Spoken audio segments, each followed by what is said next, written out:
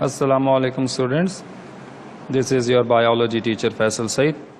हम लोग audio video lectures के ज़रिए जितने भी आपके चैप्टर वाइज एमसीक्यूज़ हैं उनकी सॉल्यूशन वीडियोस बना रहे हैं ताकि आपको भी मालूम हो सके कि आपको अगर किसी क्वेश्चन के आंसर में कोई इशू है, कोई प्रॉब्लम है, तो उसकी लॉजिक क्या है या किस वजह से उसका आंसर जो है ना हमने वो सिलेक्ट किया है या मार्क किया है। तो आज हम पढ़ेंगे chapter number 2 support and movement from your second year. ठीक है। पहला क्वेश्चन है the inactive non conducting would is called. Inactive जिसमें किसी किस्म की जाइलम और फ्लोएम मौजूद नहीं होते, जहाँ पे transport of water and food का कोई भी फंक्शन नहीं होता। तो अगर हमारे पास इनएक्टिव नॉन कंडक्टिंग वुड है, ठीक है, नॉन कंडक्ट, दो तरह का स्ट्रक्चर हमने पढ़ा था स्टेम में। एक होता है सैप वुड जिसमें जाइलम फ्लोएम होते हैं, वो कंडक्टिंग वुड है, लेकिन जो उसके बिल्कुल सेंटर में होता है which is dark brown in colour, जिसको हम नॉन कंडक्टिंग वुड कहते हैं, कंपोज ऑफ डेड टिश्यूज, तो वो है हार्ट वुड। तो यहाँ हमारे पास एमसीक्यूज में इसका आंसर होगा heartwood. Hip joint and shoulder joints are the examples of. अच्छा, अब आपके पास सवाल है कि हिप जॉइंट जो आपके पेल्विक गिर्डल में है और आपके पेक्टोरल गिर्डल के लिहाज से शोल्डर जॉइंट्स, तो हिप और shoulder joints are the example of. अब हमें मालूम है कि हिप जॉइंट में जो फीमर है उसका जो हेड है वो बॉल लाइक होता है, और जो शोल्डर जॉइंट है जिसमें ह्यूमरस के लिहाज से जो बोन है उसका हेड भी बॉल लाइक, तो ball and socket joint consider होगा। हिप जॉइंट और shoulder joint ball and socket है and they will allow the movement in any direction, 360 degree rotation भी कह सकते हैं। Next we have number 3, MCQs number 3, skeletal muscles contain dark band. अब skeletal muscles में alternate light and dark bands है, क्योंकि skeletal muscles और cardiac muscles में लाइट और डार्क बैंड्स होते हैं, और हम दोनों को कहते हैं कि स्ट्राइएटेड मसल्स हैं। तो सवाल पूछा जा रहा है कि स्केलेटल मसल्स में जो डार्क बैंड हैं हम उनको क्या कहते हैं। वो डार्क बैंड बेसिकली DAR के, जैसे मैंने बताया भी था ना, DAR के, तो A, तो यहाँ पे हिंट के तौर पे skeletal muscles contain dark band are called A band, उनको हम A बैंड कंसिडर करते हैं। ठीक है। और लाइट बैंड जो है ना, या लाइट एरिया जो है वो बेसिकली I बैंड की वजह से है। नंबर 4 है effective stroke followed by the recovery stroke. अब जो इफेक्टिव स्ट्रोक है फिर उसके बाद followed by the recovery stroke, तो ये एक विप लाइक फ्लैजिला जैसे यूग्लिना वगैरह में होता है या क्लेमिडोमोनास वगैरह में, तो वो एक विप लाइक मूवमेंट होती है जिसमें एक इफेक्टिव स्ट्रोक होता है जिससे एक रिएक्शन मिलता है, एक जर्क मिलता है, और यूग्लिना या क्लेमिडोमोनास आगे मूव करेगा। ठीक है। तो अब यहाँ पे हमारे पास क्या, effective stroke followed by the recovery stroke is the mode of locomotion in Euglena, क्योंकि फ्लैजिला के लिहाज से इनमें होता है। जेलीफिश में ऐसा नहीं है, जेट प्रोपल्जन है। कॉकरोच के पास तो फ्लेक्सर एक्सटेंसर मसल्स हैं, और अमेबा में जो है ना वो सूडोपोडिया होते हैं। तो इसका आंसर है 4 का यूग्लिना। अच्छा, scapula is connected with sternum. अब जो स्कैपुला है, जो हमारा राइट और लेफ्ट शोल्डर है, इसमें जो ब्रॉड बोन होती है जिसके अंदर ह्यूमरस अटैच होता है, बेसिकली स्कैपुला हमारे पेक्टोरल गिर्डल का हिस्सा है। तो scapula is connected with the sternum. Sternum हमारे सीने की बीच वाली हड्डी है जिससे रिब्स कनेक्ट है। तो जो स्कैपुला है ये स्टर्नम से कनेक्टेड होता है बाय अ सिंगल बोन जिसको कॉलर बोन भी कहते हैं, और क्लेविकल। ठीक है। और हम कह सकते हैं कि फ्रेजाइल बोन भी यही है, और ब्यूटी बोन भी कहते हैं इसको। तो क्लेविकल को आप फ्रेजाइल बोन, ब्यूटी बोन कह सकते हैं। ठीक है। उसके बाद है number 6, resistance to decay and insect attack to plant is provided by. अच्छा, अब हमारे पास यहाँ है resistant to decay in insects attack to plant is provided by sapwood, heartwood, callus या कॉर्क। तो अब इसके लिहाज से अगर हम देखेंगे, जो आउटर मोस्ट लेयर है जिसको हम कहते हैं कॉर्क यानी बार्क, ठीक है, तो ये बेसिकली रेजिस्टेंस टू इंसेक्ट्स और रेजिस्टेंट टू एनवायरमेंटल कंडीशन जो भी होती है उसके लिहाज से ये डेड टिश्यूज हैं जो प्लांट के स्टेम को प्रोटेक्शन प्रोवाइड करते हैं। अच्छा, collagen fibres of bones are hardened by the deposition of calcium and phosphate. ठीक है।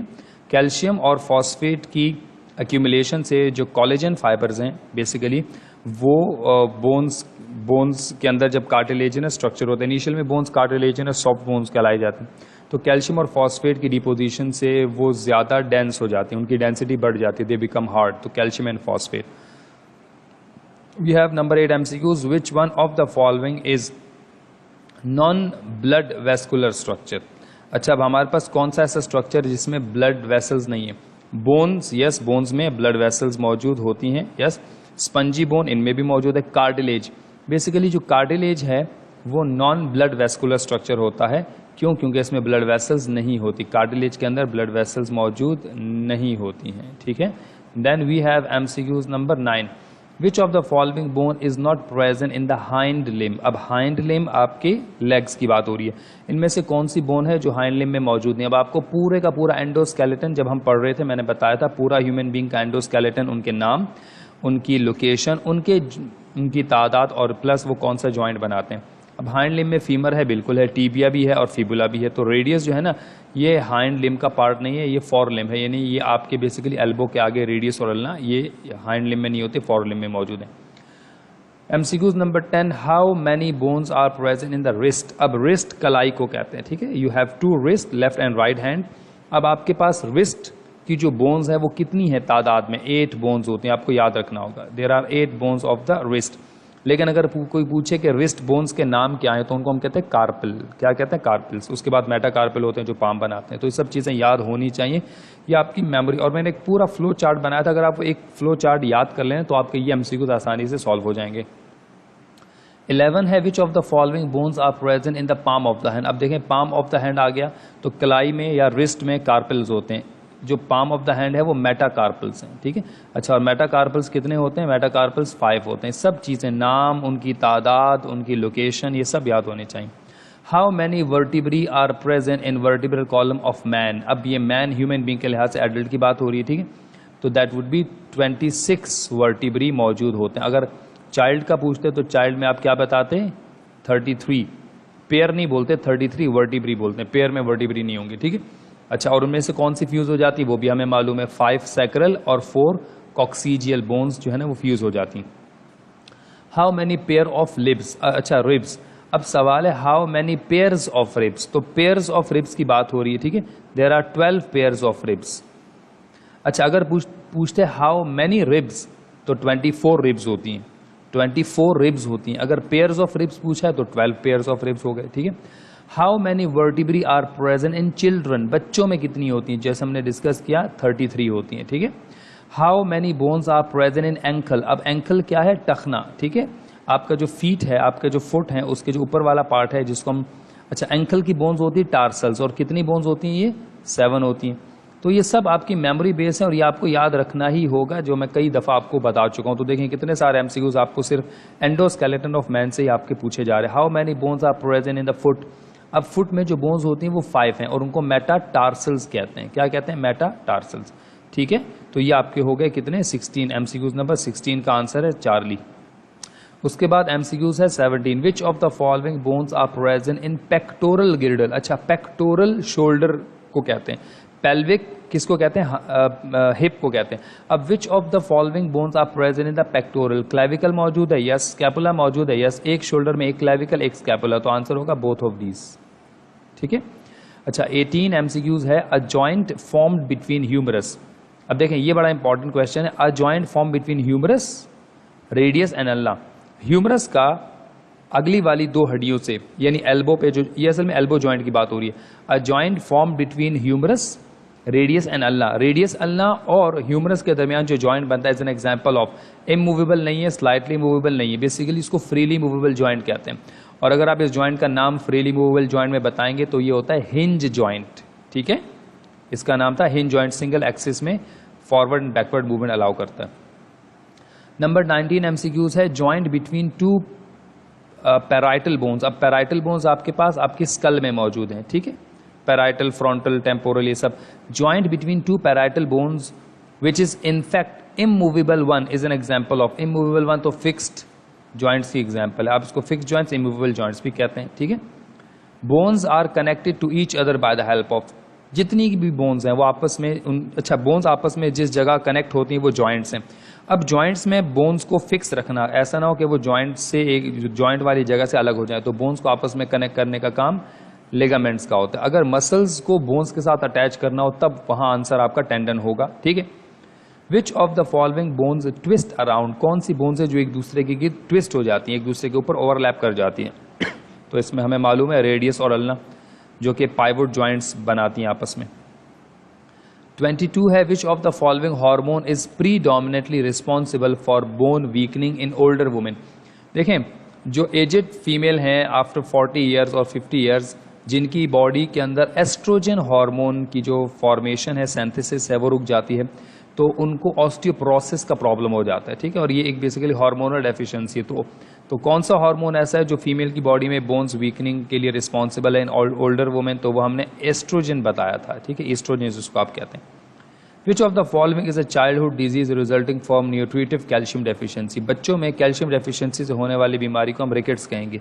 अगर यही चीज़ बच्चों के अलावा बड़ों में पूछते तो उसको ऑस्टियोमेलेशिया कहा जाता, ठीक है। 24 है विच ऑफ द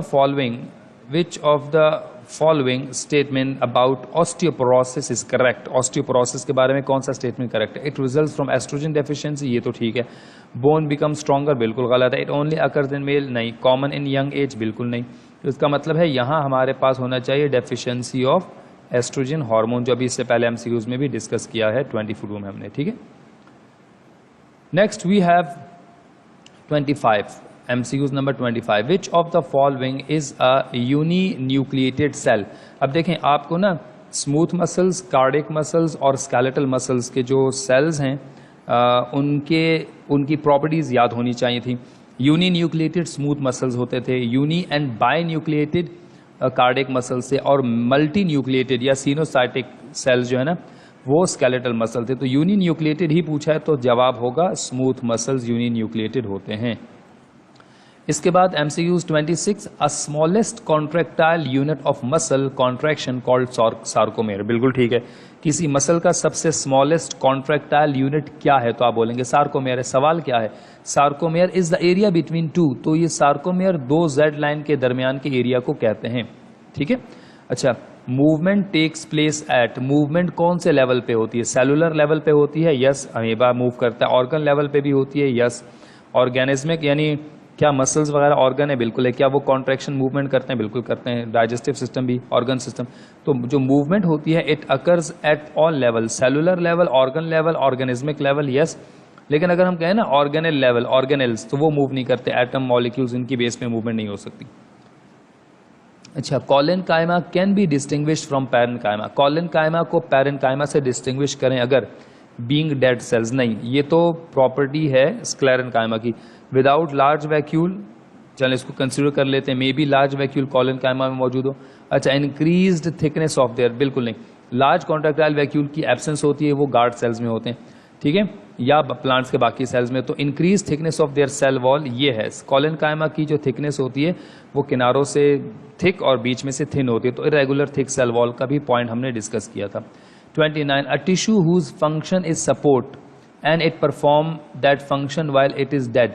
अच्छा, वो टिश्यूज जिनका काम सपोर्ट होता है और वो सपोर्ट का काम करते हैं, और ये फंक्शन वो तब परफॉर्म करते हैं जब वो डेड हो जाएं और उनके अंदर ना लिग्निफाइड टिश्यूज या लिग्निफाइड केमिकल जो है ना वो स्टोर हो जाएं।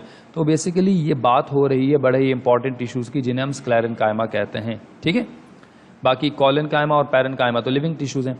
Number 30, in angiosperms the tissues that produces secondary xylem. अच्छा, एंजियोस्पर्म्स में वो टिश्यूज जो सेकेंडरी जाइलम और सेकेंडरी फ्लोएम बनाते हैं, हम उनको क्या कहते हैं? तो जो सेकेंडरी जाइलम और सेकेंडरी फ्लोएम बनाएंगे वो हमारे पास वेस्कुलर कैम्बियम कहलाए जाते हैं, जो वेस्कुलर बंडल के एरिया में होते हैं। बाहर की तरफ सेकेंडरी फ्लोएम, अंदर की तरफ सेकेंडरी जाइलम बनाएंगे। ये एमसीक्यू सपोर्ट एंड मूवमेंट के चैप्टर में सेकेंडरी ग्रोथ से रिलेटेड है। तो अगर आपको सेकेंडरी ग्रोथ का पूरा टॉपिक समझ में आ गया है तो इससे रिलेटेड है। Secondary growth in plants begins with the formation of, तो secondary growth in plants begin with the formation of. तो हमें मालूम है कि सेकेंडरी ग्रोथ में दो तरह के कैम्बियम टिश्यूज एक्टिव हो जाते हैं, ठीक है, वेस्कुलर कैम्बियम और कॉर्क कैम्बियम। तो यस, वेस्कुलर और कॉर्क कैम्बियम आंसर होगा। 32, it is the xylem in the centre of the tree that has stopped conducting water and minerals and is storing waste product from the plant. तो अगर हम कहें ना कि xylem centre of the plant के अंदर conduction of water और minerals को रोक देता है और वहाँ पे वेस्ट जमा होने लगता है और वो सेल्स डेड टिश्यूज बन जाते हैं, तो बेसिकली वो एरिया कौन सा कहलाया जाता है? हार्टवुड कहलाया जाएगा। और अगर वो वाटर कंडक्ट करता रहेगा तो वो सैपवुड का एरिया कंसीडर होगा। 33 है, it is the portion of the xylem that is conducting water and minerals and has not started storing waste product. अब यहाँ पे बताया जा रहा है कि जाइलम कंडक्टिंग और वाटर मिनरल्स कर रहा है और उसमें किसी किस्म का वेस्ट स्टोर नहीं हो रहा, तो वो एरिया क्या कहलाया जाएगा? वो एरिया सैपवुड ही कहलाया जाएगा, जो अभी मैंने आपको इससे पहले एमसीक्यूज में वर्बली बताया। लेंटिसल्स आर नेसेसरी, हमेशा याद रखिए लेंटिसल्स प्लांट्स के स्टेम में होते हैं और हर प्लांट के स्टेम में ज़रूरी नहीं कि लेंटिसल्स हों, जो वुडी स्टेम्स होते हैं उनमें लेंटिसल्स होते हैं। तो lenticels mostly present in the woody stems, ठीक है, ग्रीन स्टेम्स में नहीं होते। Lenticels are necessary for, actual में लेंटिसल्स का काम होता है कि वो गैसोस एक्सचेंज करते हैं। ये चैप्टर 1 फर्स्ट ईयर में आपका चैप्टर 13 गैसोस एक्सचेंज में भी आपने लेंटिसल्स के बारे में पढ़ा था। स्टोमेटा गैसोस एक्सचेंज करते हैं 90% और लेंटिसल्स के जरिए गैसोस एक्सचेंज होती है 10%। लेंटिसल्स ट्रांसपायरेशन में हेल्प करते हैं मगर ट्रांसपायरेशन का कोई ऑप्शन नहीं है यहाँ पे। Tropic movement in response to touch, अच्छा किसी भी पौधे में जो मूवमेंट होती है जिसको हम डायरेक्शनल कहते हैं, जिसकी कोई डायरेक्शन होगी वो ट्रॉपिक है। और किसी भी मूवमेंट जो कि टच की टुवर्ड्स टच होती है, टच ऑफ एनी ऑब्जेक्ट, उसको थिकमोट्रॉपिक मूवमेंट कहेंगे, थिकमोट्रॉपिज्म, ठीक है। अच्छा, the growth of the pollen tube is always toward the ovule, it is due to chemotropism.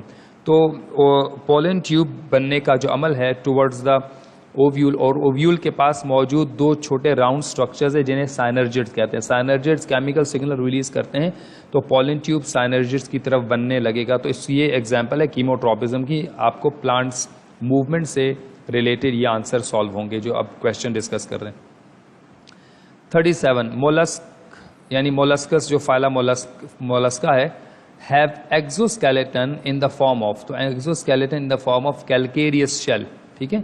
उनका जो एक्सोस्केलेटन है कैल्शियम कार्बोनेट से बना होता है, कैल्केरियस शेल होता है।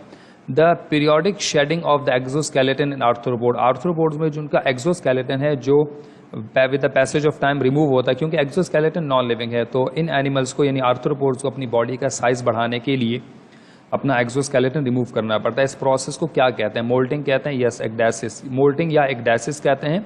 और ऑप्शन है बोथ ए एंड बी। अच्छा, एक्डेसिस बेसिकली वो एंजाइम है जो जब ये अपना एक्सोस्केलेटन रिमूव करते हैं तो वो एंजाइम रिलीज करते हैं जिसका एक्सोस्केलेटन रिमूव कर देता है। Ecdysone is the name of the enzyme that is responsible for the process of ecdysis या मोल्टिंग कहलाया जाता है। 39 human endoskeleton is about -% of the total body weight, तो इंसान का जो बॉडी वेट है वो ऑलमोस्ट 18% है। अगर आपका वजन 100 kg है तो 18 kg बोन्स की वजह से होगा। अगर आपका वजन 50 kg है तो उसमें 9 kg का जो वजन है वो बोन्स की, तो बोन्स आपकी बॉडी का 18% वेट होते हैं, ठीक है। 40 MCQ number 40, the tooth bearing bone of the lower jaw, ये जो नीचे का जबड़ा है ना जिसमें बोन्स, वैसे तो ऊपर वाले जबड़े में भी बोन्स जो है ना वो फिक्स्ड होती हैं with the help of periodontal layer. तो ऊपर वाला जो जबड़ा है वो क्या है? मैग्जिला है। नीचे वाला जबड़ा मैंडिबल है। अब इस नीचे वाले जो जबड़ा है जॉ, इसको हम डेंट्री कहते हैं। तो जो लोअर जॉ है विच इज मूवेबल, हम उसको अगर कोई पूछे कि आपके स्कल में, पूरे स्कल में जो मूवेबल बोन है जिसमें मूवमेंट होती है वो कौन सी है, तो वो है लोअर जॉ या जिसको कहते हैं डेंट्री, ठीक है, याद रखिएगा। An adult human endoskeleton, adult human का एंडोस्केलेटन कंसिस्ट ऑफ, तो एक एडल्ट ह्यूमन बीइंग में 206 बोन्स मौजूद होती हैं, ठीक है। तो अगर हम यहाँ देखें 206 बोन्स एडल्ट में। And the lower 2 pairs of ribs, नीचे वाली जो 2 पेयर्स ऑफ रिब्स हैं जो कि स्टर्नम से अटैच नहीं होती मगर वर्टिबल कॉलम से अटैच है, उनको फ्लोटिंग रिब्स कहते हैं, ठीक है, हम उन्हें फ्लोटिंग रिब्स कहते हैं। 2 पेयर्स मतलब 4 रिब्स हैं total. Total number of ribs in your axial skeleton, अच्छा टोटल नंबर ऑफ रिब्स हैं। अगर total number of pair of ribs होती हैं या टोटल पेयर ऑफ रिब्स तो 12 होती है। अब टोटल नंबर ऑफ रिब्स हैं तो टोटल रिब्स 24 हैं, ठीक है। टोटल जो रिब्स हैं वो 24 हैं। अगर पेयर्स पूछते तो आप 12 पेयर्स बताते। The original number of vertebrae in human vertebral column, original number of vertebrae का मतलब है जब इंसान की बर्थ हुई, पैदा हुआ बच्चा, तो उस वक्त उसकी total original number of vertebrae कितनी होती है human vertebral column, that will B 33, और बाद में फ्यूजन की वजह से वो 26 हो जाती हैं। The visible number of vertebrae in human vertebral column, visible मतलब जो हमें अब नजर आती हैं ह्यूमन बीइंग के अंदर, ठीक है, जो फ्यूजन के बाद हमें क्लियरली नजर आती हैं, तो वो है 26 bones. Humerus forms a ball and socket joint with, अच्छा humerus ball and socket joint बनाता है शोल्डर में, और शोल्डर में किसके साथ बनाता है? वो स्कैपुला, ब्रॉड बोन है स्कैपुला के साथ, ये हमसे पहले भी पढ़ चुके थे।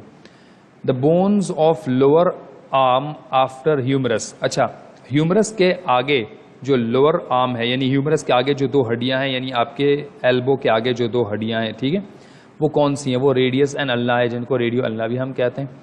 विच one of these makes bones hard? इनमें से बोन्स को जो हार्ड करते हैं वो क्या है? कैल्शियम एंड फॉस्फेट, ठीक है। और कैल्शियम फॉस्फेट क्या है? मिनरल्स हैं। तो calcium and phosphate are responsible for the hardening of the bones. Then which of the following is not part of the axial skeleton? इनमें एक्सियल स्केलेटन का part नहीं, कौन सा नहीं है? एक्सियल स्केलेटन बेसिकली बॉडी का जो मेन फ्रेमवर्क बनाते हैं। स्टर्नम है, वर्टिब्री है, यस, और स्कल भी है, बट फीमर जो है ना, it's a part of appendicular skeleton, ठीक है। एक्सियल स्केलेटन और अपेंडिकुलर स्केलेटन की डिस्क्रिप्शन सारी आपको याद होनी चाहिए। Okay, we have MCQs number 50। In humans backbone the caudal vertebrae are reduced. अब caudal vertebrae basically tail vertebrae को कहा जा रहा है। टेल वर्टिब्री, कॉर्डल वर्टिब्री, या जिसको आप कहते हैं कॉकेक्स या coccygeal vertebrae. In humans backbone the caudal vertebrae, सबसे लास्ट वाली वर्टिब्रल कॉलम की सबसे लास्ट वाली 4 बोन्स का जिक्र हो रहा है। In humans backbone the caudal vertebrae are reduced to 4 in number and are fused to form the, अच्छा 4 हैं और वो आपस में फ्यूज हो जाती हैं तो फॉर्म द कॉकेक्स। तो इस एरिया को कॉकेक्स कहते हैं, कॉक्सीजियल बोन्स कहेंगे, टेल बोन्स भी कहेंगे, ठीक है। और वेस्टिजियल बेसिकली ये बॉडी ऑर्गन्स हैं, पार्ट हैं। Bones are joined to each other at joints by. Bones आपस में एक दूसरे से कनेक्टेड होते हैं जॉइंट्स वाली जगह पे with the help of ligaments, ठीक है। तो आ जाएगा लिगामेंट्स। अच्छा, muscles are attach to bones. अब मसल्स बोन्स के साथ अटैच होते हैं तो तब आंसर होगा टेंडन्स। जी हाँ, आंसर होगा tendons. It is a dash joint that allows the skull to rotate on our spine. अच्छा, हमारे स्पाइनल कॉर्ड के ऊपर, यानी कि हमारा जो वर्टिब्रल कॉलम है उसके सबसे ऊपर स्कल अटैच है। स्कल और वर्टिब्रल कॉलम, हमारा स्कल हमारे वर्टिब्रल कॉलम के ऊपर जो है रोटेट हो सकता है with the help of joint. तो वहाँ पे जो जॉइंट है वो पाइवोटल जॉइंट कहलाया जाएगा, या पिवोट या पाइवोटल जॉइंट कहलाया जाएगा, ठीक है। 54 the normal backbone is not straight but has 4 curves. The curve in the region of the neck is composed of 7 vertebrae and is known as. तो आपकी जो वर्टिब्रल कॉलम बिल्कुल स्ट्रेट नहीं है, basically it has a curve like structure जो आपकी body को आपकी शेप और सपोर्ट प्रोवाइड करता है। तो पूछा जा रहा है कि जो नेक वर्टिब्री हैं गर्दन के हिस्से में वो कितनी है, वो आपको बताया जा रहा है कि 7 है, ठीक है जी। 7 vertebrae and is known as, तो हम उनको कहते हैं सर्वाइकल वर्टिब्री। सर्वाइकल, जिस अगर गर्दन के लिए सर्वाइकल कॉलर यूज होता है तो सर्वाइकल रीजन, सर्वाइकल वर्टिब्री। अच्छा, the 12 vertebrae in the second curve of vertebral column are known as. जो 12 वर्टिब्री हैं, अब वर्टिब्रल कॉलम की बोन्स का जिक्र हो रहा है, तो आपके वर्टिब्रल कॉलम में जो चेस्ट के एरिया में उसके बिल्कुल बैक पर होता है थोरेसिक वर्टिब्री कहलाई जाती है, जो है 12। The shoulder गिर्डल consist of, actual में शोल्डर गिर्डल बोला है, इसको पेक्टोरल गिर्डल, तो हम इसको लिख लेते हैं पेक्टोरल, ठीक है। एक्चुअल में शोल्डर है। The pectoral girdle consist of 2 bones. कौन कौन सी 2 बोन्स हैं? और वो है clavicle and scapula, this one, ठीक है।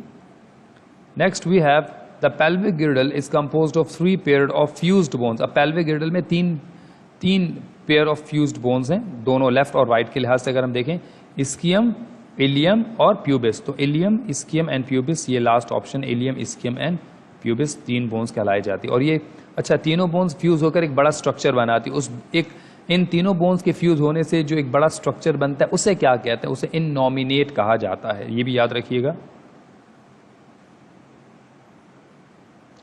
ठीक है। Then we have 58 the bones of the wrist are called carpals, ठीक है, हम पढ़ चुके हैं। The joint found between the flat bones of the skull is classified as. तो जितनी भी स्कल की तमाम बोन्स हैं उनके दरमियान जो जॉइंट होगा वो basically a movable joint consider किया जाएगा। Then these cells are located in bone tissues. कौन से सेल्स है जो बोन के टिश्यूज में? तो बोन्स के जो सेल्स होते हैं वो ऑस्टियोसाइट्स होते हैं, ठीक है। और अगर कार्टिलेज के सेल्स होंगे तो उन्हें हम कॉन्ड्रियोसाइट्स या कॉन्ड्रियोसाइट्स कंसिडर करेंगे। Yes, the cells are located in the bone tissues are osteocytes. Okay, उसके बाद है ग्लाइडिंग जॉइंट्स आर प्रेजेंट, जो ग्लाइड करते हैं, ठीक है, और वो आपकी वर्टिब्री में मौजूद होते हैं जिससे आपकी वर्टिब्रल कॉलम को फ्लेक्सिबिलिटी मिलती है। विच टाइप ऑफ जॉइंट, इसका मतलब है आपको सारे के सारे जॉइंट्स, उनके नाम और उन जॉइंट्स की एग्जाम्पल और उनकी मूवमेंट ये भी याद होनी चाहिए, क्योंकि ज़्यादातर एमसीक्यूज इससे भी रिलेटेड हैं और आते भी हैं। Which type of joint is the most mobile? Mobile means जो ज़्यादा आसानी से और बहुत ज़्यादा मूवमेंट शो कर सकता है। तो मैक्सिमम जो मूवमेंट होती है वो बॉल एंड सॉकेट जॉइंट्स की मूवमेंट होती है।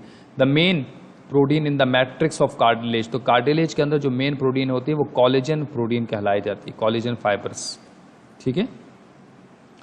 Then we have the total number of bones in your right arm. अच्छा, राइट हो या लेफ्ट हो, दोनों में आपके पास जो नंबर ऑफ बोन्स है टोटल दैट विल बी 30। और इसी तरीके से लेफ्ट या राइट लेग में भी टोटल बोन्स 30 हैं। या आपको हमने काउंट भी की थी और आपको ये याद भी होनी चाहिए। Which bone in man is concern with locomotion, इनमें से कौन सी हड्डी है जो लोकोमोशन में इन्वॉल्व है, जिससे आप मूव करते हैं एक जगह से दूसरी जगह। अल्लाह तो हाथ में है, ह्यूमरस भी आपके हैंड में है, तो इसका तो कोई काम नहीं। फीमर, यस, फीमर जो है थाई बोन है, सबसे लॉन्गेस्ट एंड सबसे स्ट्रॉन्गेस्ट बोन फीमर है। और which bone in man is concern with locomotion, तो वो है फीमर, ठीक है। टीबिया, फिबुला भी हो सकता है, टार्सल, मैटर, यानी जितनी भी आपकी हाइंड लिम्ब की बोन्स है वो सब लोकोमोट करवा सकती है एक जगह से दूसरी जगह आप जाते हैं। Then we have 66 in which skeletal deformity pain is felt in the lower back, buttock and or various parts of the leg and foot। तो वो कौन सी skeletal deformity है जिसमें लोअर बैक में भी, बटक और various parts of the legs में भी पेन फील हो रहा होता है? तो ये है sciatica. Sciatic plexus nerve damage हो जाए या जो शियाटिक प्लेक्सिस नर्व जो है वो कार्टिलेजिनस डिस्क की वजह से प्रेस हो रही हो, तो उससे ये कॉम्प्लिकेशन होती है। हम लोगों ने ये टॉपिक डिस्कस किया था स्केलेटल डिजीजेस में। Now we have MCQ 67, which of the following groupings incorrect, ठीक है, कौन सी ग्रुपिंग्स हैं जो इनकरेक्ट हैं? स्केलेटल मसल्स स्ट्राइएटेड और वॉलंटरी होते हैं, ये तो ठीक है, इनकरेक्ट बताना है। अच्छा, स्मूथ मसल्स अनस्ट्राइएटेड भी होते हैं, इनवॉलंटरी होते हैं, ये भी ठीक है। कार्डिक मसल्स स्ट्राइएटेड होते हैं, वॉलंटरी होते हैं, गलत है। अच्छा, कार्डिक मसल स्ट्राइएटेड, इनवॉलंटरी, तो ये वाला पॉइंट, कार्डिक मसल आपके स्ट्राइएटेड तो हैं मगर वो वॉलंटरी नहीं है, मतलब आपकी विल में नहीं है, वो इनवॉलंटरी है, तो ये वाला स्टेटमेंट गलत है, बाकी सारे ऑप्शन ठीक है। द मसल, और हमसे इन्होंने पूछा था which one of the following is incorrect, तो the muscles tissue that can be consciously controlled, muscles के टिश्यू जिनको हम कॉन्शियसली अपनी मर्जी से कंट्रोल कर सकते हैं, वो कौन से मसल्स हैं? वो बेसिकली स्केलेटल मसल्स होते हैं जिनको हम अपनी मर्जी से कंट्रोल कर सकते हैं, ठीक है। नाइदर कार्डिक, नाइदर इंटरकैलरी और नाइदर कार्डिक। तो स्केलेटल मसल इज, अच्छा 69 MCQs है। Skeletal muscle is describe by all of the following except, striated होते हैं, यस, वॉलंटरी होते हैं, yes, multi nucleated, yes, auto rhythmic. Auto rhythmic मतलब उनकी रिदम ऑटोमेटिक है, वो खुद से कॉन्ट्रैक्शन नहीं, ऐसा नहीं है, ये बेसिकली कार्डिक मसल्स होते हैं। बाकी स्टेटमेंट स्केलेटल मसल के बारे में ठीक है, लास्ट ऑप्शन कार्डिक मसल्स के बारे में था। 70 MCQ 70, the walls of digestive tract and blood vessels contain this muscles. तो हमें याद है कि स्मूथ मसल्स आपके डाइजेस्टिव सिस्टम में, इसके अलावा प्यूपिल ऑफ आइज में, ब्लड वेसल्स में, यूरिनरी ब्लैडर में, इन सब में स्मूथ मसल मौजूद हैं। 71, the smallest contractile unit of a skeletal muscle is sarcomere. बिल्कुल, sarcomere is the smallest contractile unit of the muscle है, जो दो बिटवीन जेड लाइन के, दो जेड लाइन के बीच में जो एरिया वो sarcomere. The major regulatory protein in muscle tissues are, muscles में जो मेजर रेगुलेटरी प्रोटीन्स होती हैं वो दो तरह की प्रोटीन है जो उनके दरमियान कॉन्ट्रैक्शन और रिलैक्सेशन कराएंगे, तो वो मेन है एक्टिन एंड मायोसिन, ठीक है। और बाकी फिर ट्रोपोनिन, ट्रोपोमायोसिन सब उन्हीं के साथ अटैच होते हैं, वो हमने डिस्कस किया एक्टिन के लिहाज से। Muscles that straighten to bones, अच्छा वो मसल्स जो दो बोन्स को स्ट्रेट कर देते हैं, यानी अगर आपका एल्बो जॉइंट क्लोज हुआ है तो उसको हाथ को सीधा कर दिया, तो muscles that straighten two bones at joint are called extensor, बिल्कुल ठीक है। What is the name for the muscle that causes two bones to bend at joint? अच्छा, एंटागोनिस्टिक मसल्स में एक्सटेंसर का एंटागोनिस्ट क्या था? फ्लेक्सर था, ये रहा। तो इन्होंने हमसे पूछा है कि दूसरा जो मसल क्या होगा जो एक्सटेंसर के ऑपोजिट काम करता है? फ्लेक्सर है। Which of the following is the best description of the cardiac muscle? Non striated? नहीं, नॉन स्ट्राइटेड नहीं होते, कार्डिक मसल स्ट्राइटेड होते हैं, और वॉलंटरी नहीं होते, इनवॉलंटरी होते हैं। तो बेस्ट डिस्क्रिप्शन है striated and involuntary. The loss of bone density is called dash and can cause bones to become light weight and fragile. तो बोन्स की जो डेंसिटी है अगर वो कम हो जाए तो हम उसको ऑस्टियोपोरोसिस कहते हैं, जिसके अंदर बोन जो है ना वो क्या हो जाती हैं? And light, brittle and easily broken.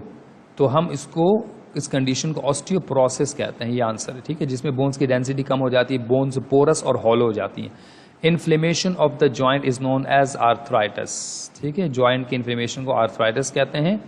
The bicep and the tricep muscles are found in bicep tricep आपके आर्म में मौजूद हैं, शोल्डर नहीं, अपर आर्म में, लोअर आर्म भी नहीं कहेंगे, अपर आर्म यानी ह्यूमरस के साथ आपके ह्यूमरस वाले एरिया में बाइसेप और ट्राइसेप मौजूद है। बाइसेप आपका फ्लेक्सर है और ट्राइसेप एक्सटेंसर है, ठीक है। During muscular contraction actin slide over myosin, ये बात ठीक है। एटीपी सप्लाइज एनर्जी, ये भी ठीक है। Calcium ions are involve, yes, all of these. Muscle की कॉन्ट्रैक्शन में कैल्शियम आयन इन्वॉल्व होते हैं जो बाइंडिंग साइट को एक्सपोज करते हैं, एटीपी एनर्जी प्रोवाइड करते हैं ताकि जो है वो बल्बस हेड अटैच हो सके, क्रॉस ब्रिज बन सके, एक्टिन मायोसिन के ऊपर स्लाइड करते हैं। तीनों स्टेटमेंट ठीक है। A skeletal muscle cell has light and dark bundles, बिल्कुल ठीक है। हैज ओनली वन न्यूक्लियस, नहीं। इज अंडर इनवॉलंटरी, बिल्कुल नहीं। None of the above are true, तो ये पहला पॉइंट है कि has light and dark bands मौजूद होंगे, ठीक है। लाइट एंड डार्क बैंड्स यहां मौजूद होंगे, तो हम इनको कहेंगे light and dark bands. Then we have 80 MCQs number 80। A disc like protein which is centrally located in the sarcomere. अच्छा, सार्कोमेयर के बिल्कुल सेंटर में डिस्क लाइक प्रोटीन है जिसका काम मायोसिन को सपोर्ट करना होता है, उसको एम लाइन कहते हैं। ये भी हमने डिस्कस किया था डायग्रामेटिक जो डिस्क्रिप्शन के दौरान। 81 है within a sarcomere the dash thin filaments are arrayed around each thick filament. Arrayed मतलब उसके गिर सराउंड होते हैं, तो हर सार्कोमेयर के अंदर 6 थिन फिलामेंट, अच्छा थिन एक्टिन है, तो हमें मालूम है कि एक मायोसिन के गिर्द एक तरफ से 6 एक्टिन फिलामेंट जो है ना उसको सराउंड करके रखते हैं। तो इसका जो आंसर है वो है 6 thin filaments are arrayed around each thick filament. Thick myosin thin actin को कहा जा रहा है, तो इसका आंसर है 6। Change in sarcomere length, changes in sarcomere length are caused by the thin filaments being pulled along the thick filaments in the direction of the M line। हमेशा जो एक्टिन है वो मायोसिन के ऊपर स्लाइड करते हैं तो उनकी डायरेक्शन होती है टुवर्ड एम लाइन, यानी 2 Z लाइन अंदर की तरफ जो है ना पुल हो रहे होते हैं, तो डायरेक्शन टुवर्ड्स एम लाइन है। 83 tetany characteristically is considered to result from a severe degree of. अच्छा, अब टेटनी जो है ना लो लेवल ऑफ कैल्शियम की वजह से होता है, और अगर बैक्टीरिया है तो बैक्टीरिया का नाम था क्लोस्ट्रीडियम टेटनाई। लेकिन अगर यहाँ पूछा जा रहा है कि एक्सट्रीमली सीवियर डिग्री ऑफ, तो बहुत ही लो लेवल ऑफ कैल्शियम, तो कैल्शियम की कमी को हाइपोकैल्सीमिया कहा जाएगा। Where is hypocalcaemia, this one is hypocalcaemia. तो कंडीशन जब भी एक बहुत ही कैल्शियम लेवल डिक्लाइन कर जाए किसी मसल्स में तो वहाँ टेटनी कॉज होने लगती है, इसको हाइपोकैल्सीमिया कंडीशन कहेंगे। Number 84 the contraction of muscles depends upon nerve impulse, yes, energy, calcium ions. तीनों ही चीज़ें मसल्स की कॉन्ट्रैक्शन के लिए ज़रूरी, हमने पढ़ा था कि जो बेसिक रिक्वायरमेंट्स है कंट्रोल ऑफ मसल कॉन्ट्रैक्शन, वहाँ हमने ये टॉपिक डिस्कस किया था। Human I muscle contract in, तो ये जो MCQs है ना ये आपकी बुक की ही स्टेटमेंट से गिवन है। और देखें बुक में जो कुछ छोटे से बॉक्स बने होते हैं उनमें जो इन्फॉर्मेशन होती है बाज़ औक़ात स्टूडेंट स्किप करते हैं, उसको भी याद रखना है। पेज 46 है आपकी बुक का, वहाँ मेंशन है कि human eye muscles contract in 0.01 second, यानी 0.01 सेकेंड आपकी आइज़ का ब्लिंकिंग रिस्पॉन्स है। तो आपकी ह्यूमन आई मसल यानी ब्लिंक करते वक्त 0.01 सेकेंड जो है उनको टाइम लगता है। 86 बाइसेप मसल्स आर, जो बाइसेप मसल्स हमने बताया था कि ये बेसिकली आपके एल्बो को यानी आपके रेडियस अल्ना को बेंड करते हैं और जॉइंट यानी आपका एल्बो जो है ना वो क्लोज होगा और आपकी बोन्स करीब आएंगे, तो इसका मतलब है बाइसेप मसल्स क्या होंगे, फ्लेक्सर मसल्स हैं। और अगर ट्राइसेप मसल्स पूछें तो वो एक्सटेंसर है, ये लिखा हुआ है tricep muscles are extensor muscles, ठीक है। A muscle MCQs 88 a muscle which moves a body part away from the mid line of the body. अच्छा, जो बॉडी पार्ट से दूर लेके जाएगा, अब एंटागोनिस्टिक में हमने उसको कहा था abductor muscles, abductor muscles away और adductor muscles towards main body line लेकर जाते हैं। अच्छा, 88 के बाद वी हैव MCQs नंबर 89, ठीक है। 89 MCQs है a muscle which moves a body part towards the mid line. अब ये अवे द मिड लाइन है, away from the mid line towards, तो एक था एबडक्टर और उसका एंटागोनिस्ट क्या था, एडक्टर मसल, ठीक है। तो एंटागोनिस्ट मसल्स आपको याद होने चाहिए। Antagonist muscles are those which work in pair but in opposite direction. MCQs number 90 in earthworm contraction of dash muscles shorten the body. अच्छा, अब कॉन्ट्रैक्शन ऑफ सर्कुलर मसल जब होंगे तो वो उसकी वजह से सर्कुलर मसल कॉन्ट्रैक्ट करेंगे, बॉडी की लेंथ बढ़ जाएगी। इन्होंने पूछा है कि शॉर्टन, तो जो लॉन्गिट्यूडनल मसल्स हैं वो कॉन्ट्रैक्ट करेंगे तो लॉन्गिट्यूडनल मसल्स की वजह से जो है ना बॉडी कॉन्ट्रैक्ट करके आगे की तरफ ड्रैग होगी। तो in earthworm contraction of the dash muscle shortens the body, और अगर लेंथन द बॉडी होगा तो वो सर्कुलर मसल्स थे। In earthworm contraction of the dash muscle lengthens the body, जैसे ये MCQs 91 में पूछा जा रहा है तो आप सर्कुलर मसल्स की बात करेंगे। इसकी हमने मूवमेंट भी पढ़ी थी डिटेल में, जिसमें अर्थफॉर्म को हमने मूव करते हुए हमने बताया था किस तरीके से कॉन्ट्रैक्शन और रिलैक्सेशन होती है। MCQs 92, the state of physiological inability of a muscle to contract due to accumulation of lactic acid is refer to as, जब भी मसल्स के अंदर टेम्पररी या आर्जी तौर पे जो है वो मसल्स कॉन्ट्रैक्ट करना जो है वो छोड़ दें और मसल्स में बेसिकली थकावट होने लगे, और वो किस वजह से हो रहा है, इसमें एक्यूमुलेशन ऑफ लैक्टिक एसिड जमा हो जाए, तो इस कंडीशन को मसल फैटीग कहा जाता है। बिल्कुल, मसल फैटीग। मसल टेटनी तो मसल एबनॉर्मेलिटी है और मसल क्रैम्प भी है, और रिगर मॉर्टिस कंडीशन वो थी जब आफ्टर हमने डिस्कस किया था, और ये आपके जो रीजनिंग क्वेश्चंस है उसमें भी था कि why muscles become stiff after death. तो रिगर मॉर्टिस कंडीशन है due to the deficiency of ATP, the cross bridge formation जो है ना वो दोबारा से रिमूव नहीं होती है, और ATPs जो है ना वो डेफिशिएंसी की वजह से जो मायोसिन के बल्बस हेड है they will remain attach with the binding side. So इस लिहाज से वो रिगर मॉर्टिस कंडीशन कहलाई जाती, जो आफ्टर डेथ मसल्स जो है ना वो स्टिफ हो जाते हैं, उसको रिगर मॉर्टिस कहते हैं। This one 93, the stationary part of the skeletal muscle is known as, किसी मसल्स का जो स्टेशनरी पार्ट होता है जिसमें मूवमेंट नहीं होती वो होता है ऑरिजिन। मसल जहाँ से स्टार्ट होते हैं वो ऑरिजिन है, और जहाँ अटैच होते हैं वो इंसर्शन है। और याद रखिएगा मसल्स का जो ऑरिजिन है वो फिक्स रहता है, मसल्स का जो इंसर्शन वाला पार्ट है वो बेसिकली मूव हो रहा होता है और वो बोन्स को भी मूव करवाता है। ठीक है, याद रखिएगा ये पॉइंट। और बेली ऑरिजिन और इंसर्शन के बीच में जो पूरा मसल है उसको क्या बोलेंगे, वो बेली पार्ट होता है। तो ये पॉइंट्स याद रखने हैं। लिगामेंट्स तो बोन्स और बोन्स को आपस में ज्वाइन करते हैं। The movement in jellyfish is called jet propulsion. Jellyfish में सर्कुलर मसल्स होते हैं जो रैपिडली कॉन्ट्रैक्ट करते हैं, जिससे पानी नीचे की तरफ निकलता है और जेलीफिश को ऊपर की तरफ एक जर्क मिलता है, जेट प्रोपल्जन मूवमेंट कहते हैं इसको।